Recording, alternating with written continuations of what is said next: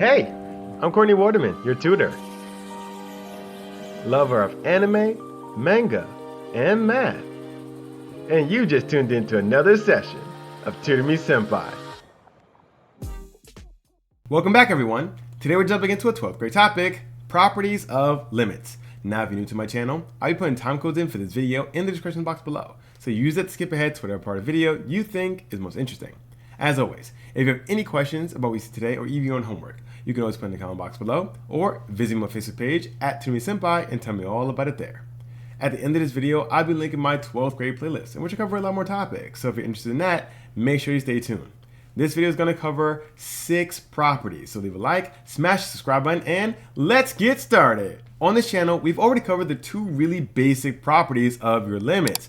And if you missed that video, no worries, you can find it right up here. Just to make sure that we're all on the same page though, although I won't go into them in great detail, I will mention them here right now. So the first one was that the limit of a constant as x goes to any number is always going to be that constant. Your constant doesn't change. So the limit of a constant that doesn't ever change is just going to be that same constant. So that's going to be the first one, not one that we're covering today, but your really basic limit, the first really basic limit. Your second one would be the following.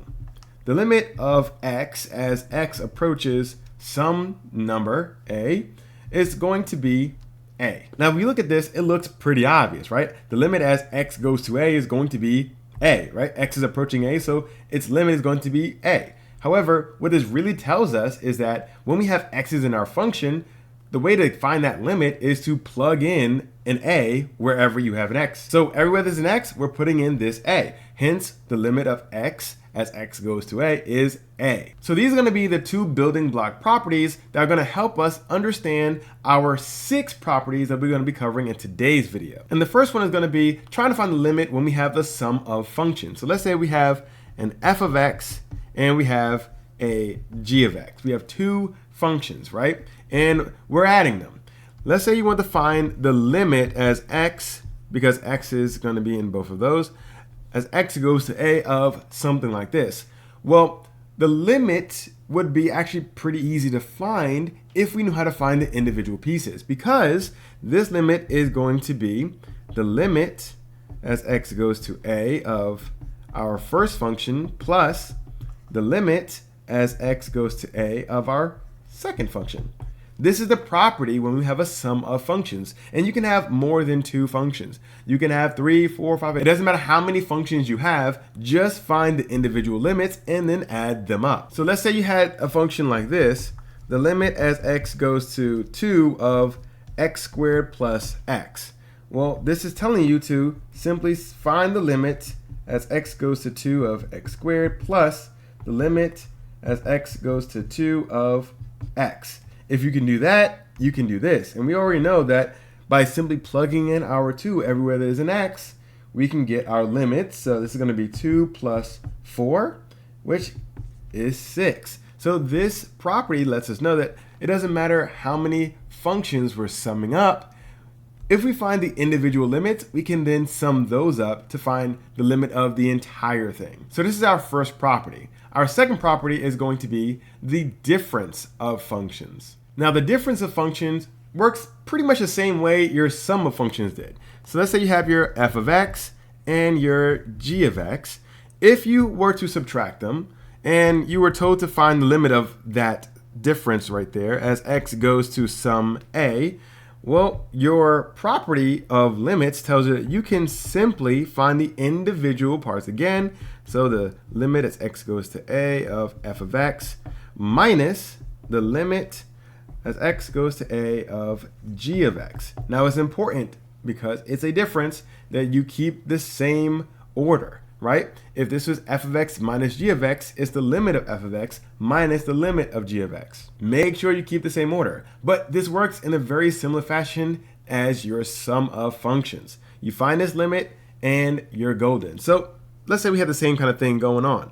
The limit as x goes to 2 of x squared minus x, we would simply find the limit as x goes to 2 of x squared minus the limit of x, not x squared here, as x goes to 2, And this tells us we have 4 minus 2 this time, which is going to be 2. And this is also not going to depend on just having 2 functions. You can have 2, 3, 4. It doesn't matter how many functions. If you're subtracting them, if you're trying to find the difference of those functions and find a limit as well, then simply find a limit of the individual components and just subtract them, keep in the same order at the end. And of course, by extension, you can have sums and differences. Let's say you have something like this. You can actually combine the first 2 properties that we talked about, our sum and our differences, and find the individual components and then put their signs where they belong. So let's move on to our third property, which is going to be the product of functions. Let's say we're trying to find the limit of the product of 2 functions, your f of x and your g of x, once again. And we are trying to multiply them now, but we're trying to find this limit. Our property of limits tells us that we can just find the limit as x goes to a of f of x, multiply this by the limit as x goes to a of g of x. If we find the individual limits and then multiply them together, that's the same as multiplying our 2 functions and finding the limit of that entire product. So let's say we have the 2 functions. Let's say f of x is going to be x plus 1, and g of x is going to be x squared minus 2.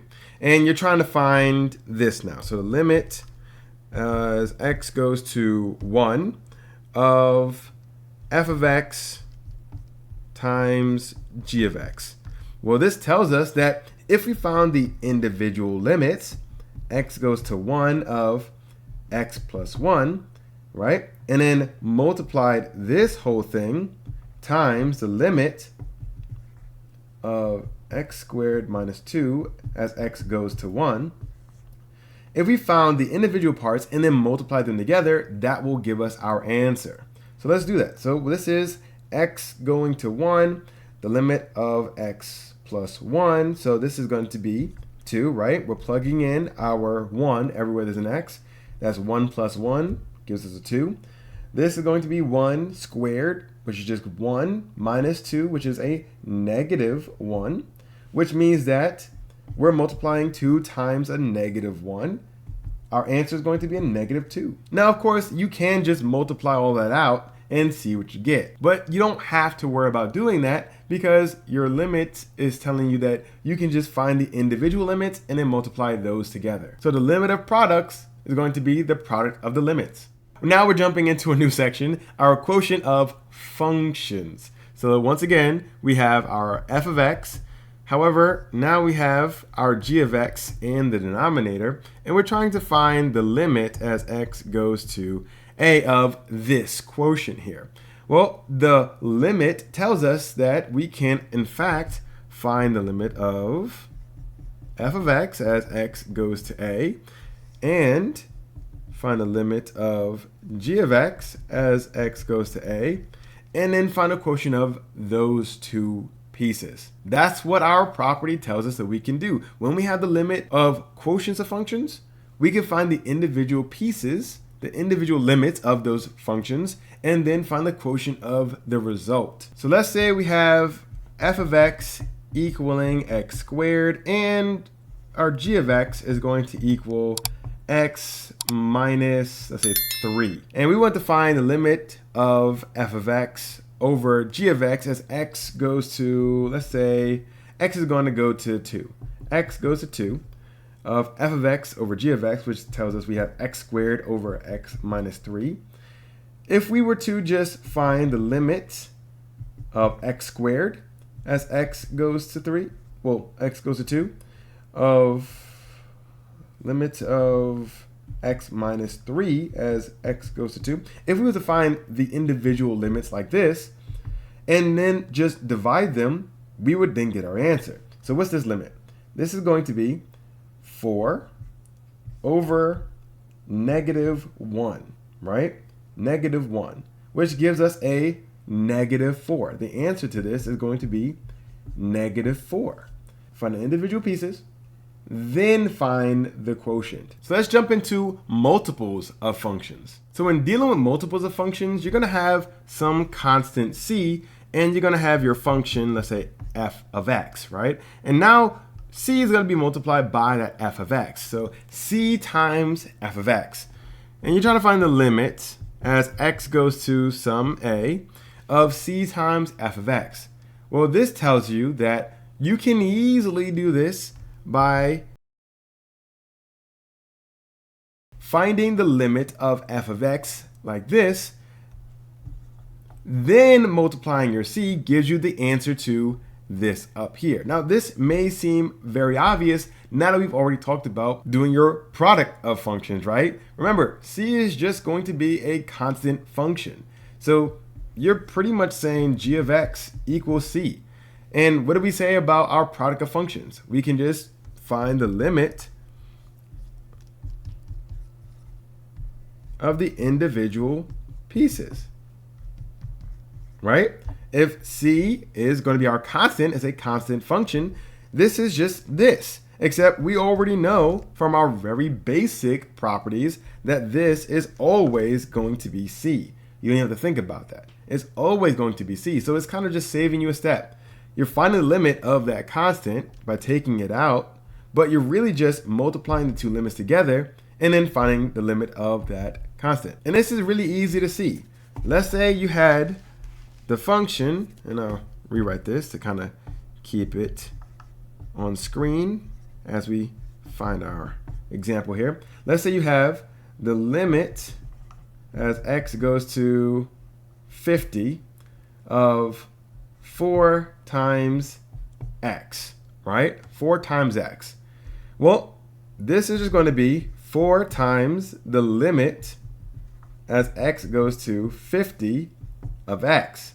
And we know that the limit of x as x goes to 50, that's our basic property right there. This is just going to go to 50, which is 4 times 50, which is going to be what?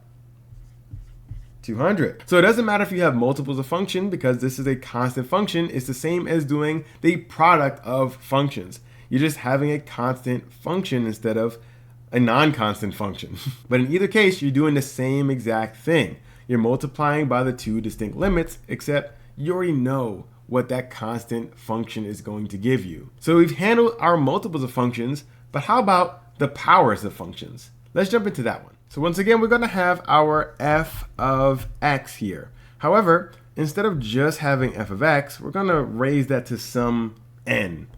And we're going to try to find the limit as x goes to a of this f of x. I'll put some brackets here. F of x raised to the nth power. It doesn't matter what that n is, but raised to the nth power. This tells us, well, the property of this limit tells us that we can simply have our brackets, throw that limit inside. Throw the limit inside, and then find the nth power of whatever the result is. This is the same as this. So if you can find the limit of the individual piece, then raise that to the n, that's going to be the answer to this original question. And you can see that. Let's say we have an f of x is going to be just x. You know, just make it simple. The limit as x goes to, let's say, 2 of x to the 4th power is just going to be the limit as x goes to 2 of x raised to the 4th power. What's this? This is just going to be 2. So you're saying you're raising that 2 to the 4th power.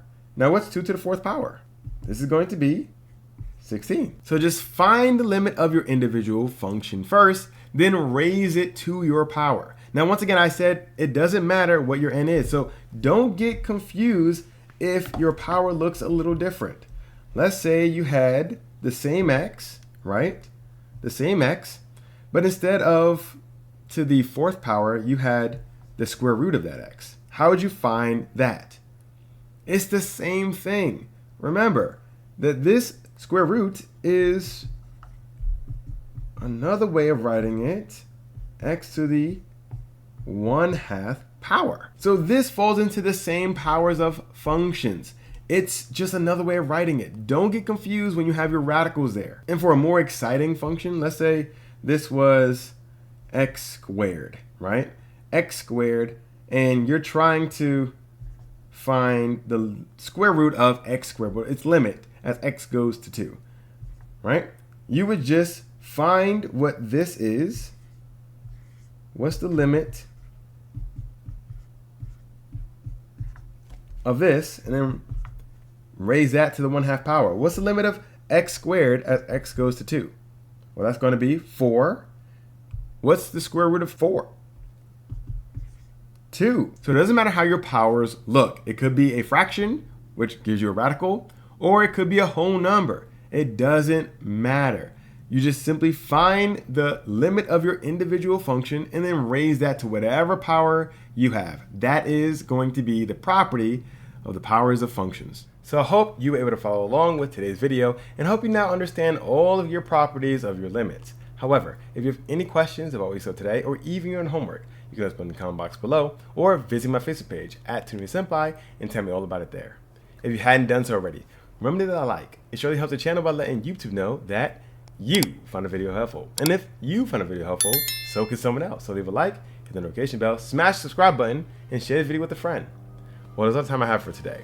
I'm really hoping to help with your homework. I'm looking forward to seeing you again next week. I'm Courtney, here's your playlist, and this has been another session of Tutor Me Sempai.